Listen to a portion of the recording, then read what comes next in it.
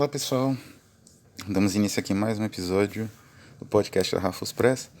Dessa vez a gente vai falar de um tema que tem a ver com a nossa atual campanha no Catarse, que é o Abismo em Chiaro Escuro ou Chiaro Escuro Void, né? As duas versões do livro, uma com uma parte do material traduzido em formato booklet, em formato plaquete, né? Formato tão comum do século XIX, que provavelmente o próprio Goya, né, tanto apreciava, e um em formato com costura japonesa, né, um formato álbum. E o que é o Abismo em Chiaro Escuro? É nossa homenagem da editora Rafus Press ao grande pintor Fernando Goya. O Goya era um pintor extraordinário do século XIX, quer dizer, entre o século XVIII e XIX, que teve uma influência tremenda em boa parte das artes, não é, posterior a ele, no século XIX e XX. As representações dele de certos eventos históricos, como as invasões napoleônicas, no caso na Espanha, ou a Inquisição Ibérica, que foi a mais terrível e poderosa de todas, né, os ramos da Inquisição, ou a das mazelas da sociedade espanhola, da ignorância, da superstição, seja as crendices de fundo religioso, seja as superstições de fundo, enfim, sobrenatural, as crenças em demônios.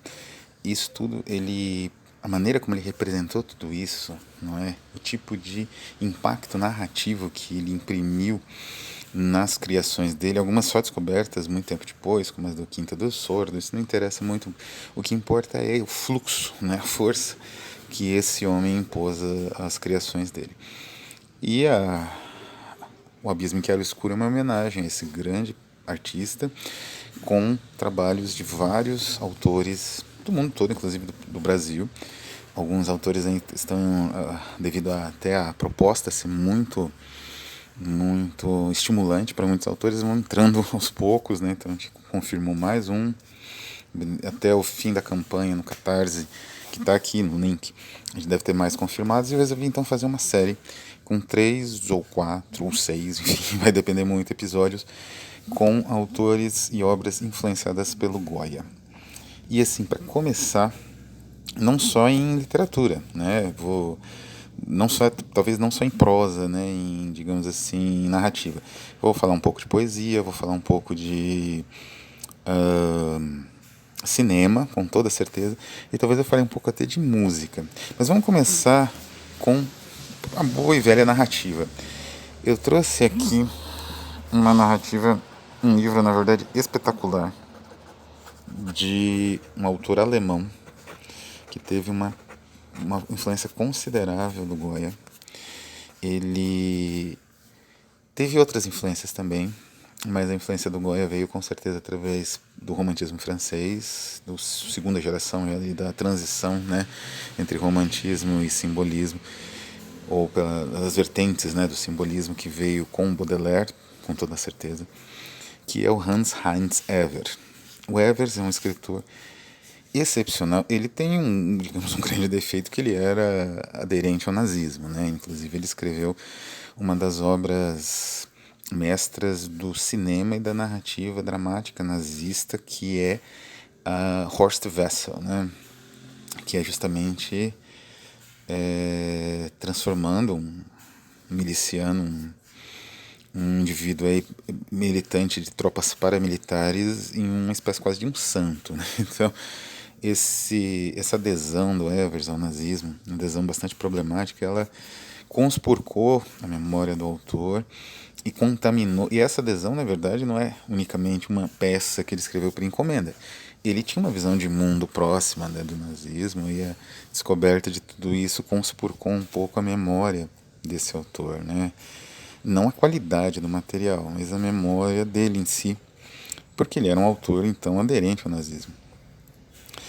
Mas enfim, não é? Isso é uma questão que a gente tem que discutir, né? E qualquer análise do autor tem que levar isso em consideração. Eu já comecei, aliás, uma análise do Evers, com base aí no que eu chamei de fantástico mórbido, ou biológico, que é o fantástico que ele realmente ajudou a delinear. Não só ele, alguns autores naturalistas como o Ibsen, né, tiveram uma participação grande na configuração desse fantástico mórbido.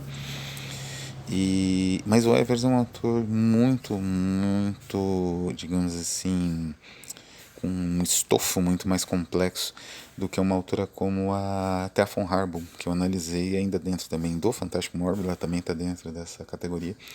Poderia, né, poderia, se fosse uma categoria, porque na verdade é um conceito amplo. Na verdade é um conceito amplo que eu cunhei, né? Mas se a gente fosse aprofundar esse estudo, ela entraria, e ela tem uma narrativa bem mais esquemática do que a narrativa do Evers, que é muito complexa, é muito instigante e vai em várias direções, né? Não é tem só aquele, digamos, peso ideológico dentro de uma narrativa alegórica, como era o caso da Thea von Harbou. Mas enfim, onde entraria a influência do Goya num autor como o Evers? Bom, eu estou aqui diante de mim com o livro The Sorcerer's Apprentice. Né? Em português seria O Aprendiz de Feiticeiro.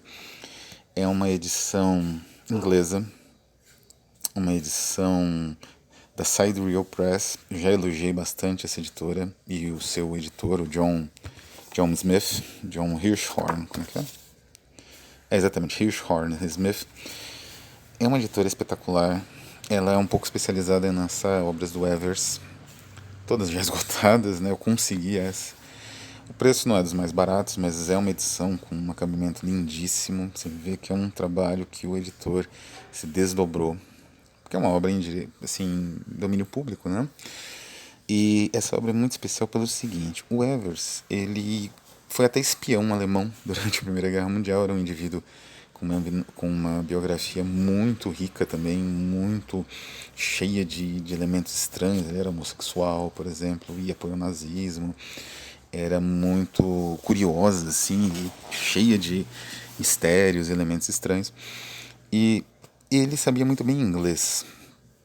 Consta, né, na introdução da Aprendiz de Feiticeiro que ele leu um primeiro, digamos assim, um primeiro rascunho da tradução para o inglês, que foi uns 10 anos, né? A obra original acho que é 1908. Eu vou pôr a data certinha embaixo. Mas essa edição, a edição inglesa já saiu já nos anos 10, 20, né? 1909. Então, esse livro, ele foi... A tradução foi supervisionada pelo próprio Evers. Então é quase como se fosse, antecipando aí o Beckett, né? Uma tradução feita pelo próprio autor. É um livro extraordinário em vários sentidos e ele é bastante egoístico. Esse é o nosso foco aqui. Em dois níveis, né? Esses dois níveis são importantes para uma obra ser considerada na regra, não sei se mencionei no início, para a obra entrar aqui na nossa lista. No primeiro nível, o primeiro nível é temático. E nesse sentido tem bastante a ver com Goya, né? Quer dizer, religião, crendice. O Aprendiz de Feiticeiro do título, que é o Frank Baum, esse é o primeiro livro de uma série de livros do Evers com esse personagem de herói, né? Ele lembra um pouco o Saki, né? O personagem central empregado pelo Saki. Acho que até mesmo o Chesterton trabalhou com um personagem central, o Father Brown e outros até. O Reginald, que acho que é do Saki. Enfim, é um personagem decadente que com uma cultura bem elevada, bem vasta, que testa, né, as possibilidades da sociedade em vários sentidos. E aí que surgem as aventuras dele, que se dão os livros, como Mandrágora, o mais famoso, e o Aprendiz de Feiticeiro é o primeiro.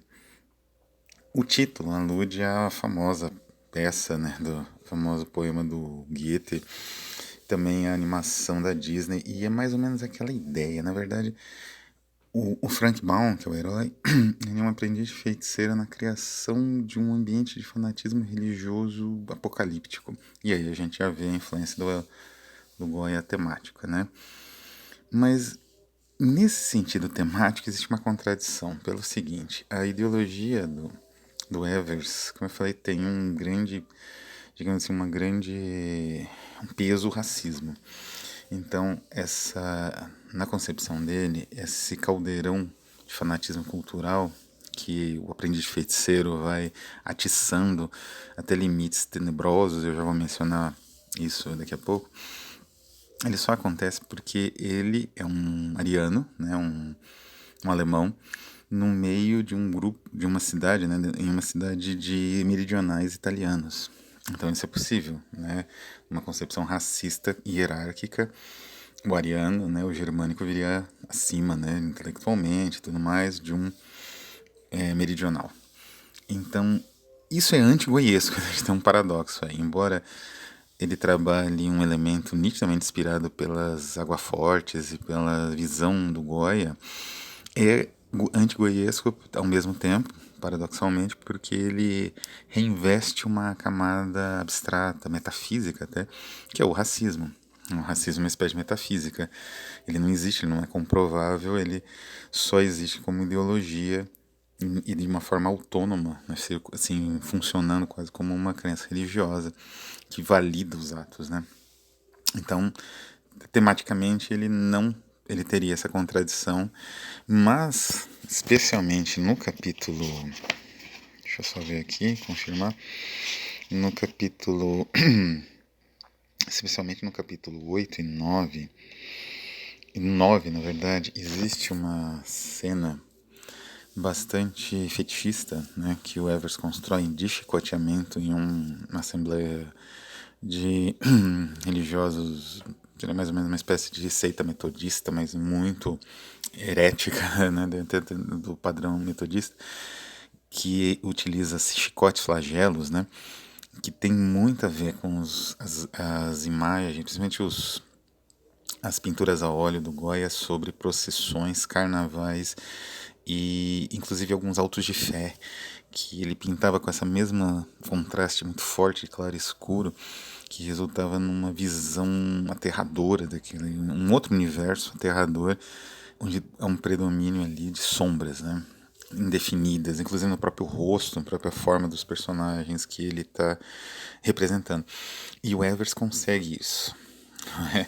O Evers consegue isso nesses capítulos 8 e 9, né, que é justamente a apresentação da radicalização da seita por conta, né, vamos dizer assim, por culpa ou por motivação direta ou indireta do Frank Baum, que é esse protagonista aventureiro que é, enfim, alemão e carrega consigo esse fardo, ao mesmo tempo esse privilégio, né, do arianismo, de ser, enfim, ter essa superioridade que o Evers reconhecia, inclusive, como eu falei, ele apoiou o nazismo e tudo mais. E ele é digamos, o grande expoente do fantástico mórbido, né? O Evers talvez seja o maior expoente, embora, como eu disse, esse gênero, essa categoria específica de desenvolvimento da narrativa fantástica dentro de um discurso ideológico se expandiu até para autores como o Ibsen e outros aí, né? Então é muito instigante esse capítulo, e ele é, assim, graficamente espantoso mesmo.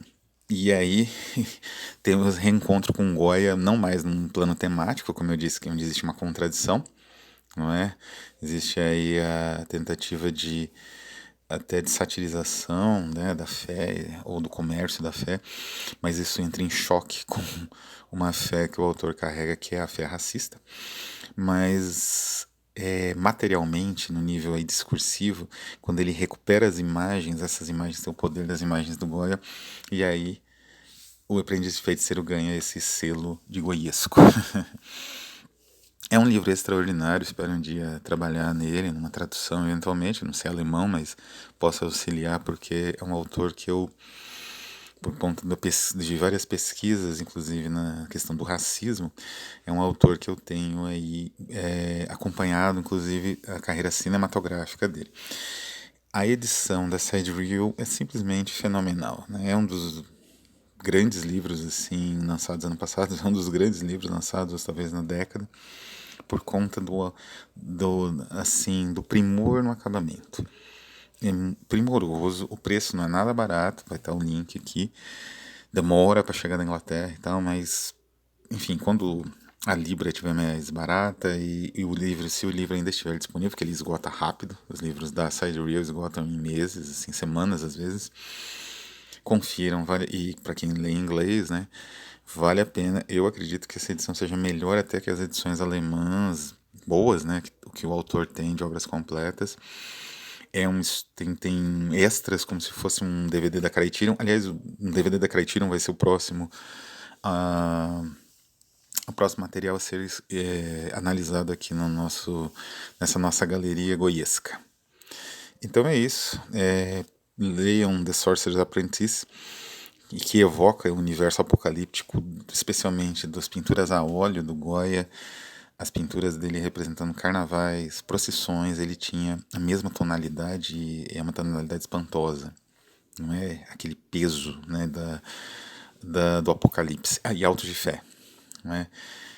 Como eu disse, o autor consegue recuperar isso no nível discursivo, porque é um excelente escritor, tem um grande domínio ali, imagético, né? Mas isso escapa um pouco, a atmosfera goiesca escapa num plano temático, ou num plano realmente ali do conteúdo, do sentido, do significado, por conta da visão que o autor também carregava, que é uma visão mórbida e racista. Então é isso, vou ficando por aqui, espero ainda essa semana gravar o segundo episódio. Vou dar uma indicação, quem ouviu o podcast até aqui pode tentar chutar. É um filme, né? É um filme, como eu disse, é um DVD Criterion, e é um filme dos anos 40. Bom, é isso. Quem quiser tentar adivinhar, pode tentar nos nossos canais, e eu vou ficando por aqui. Um abraço e até a próxima.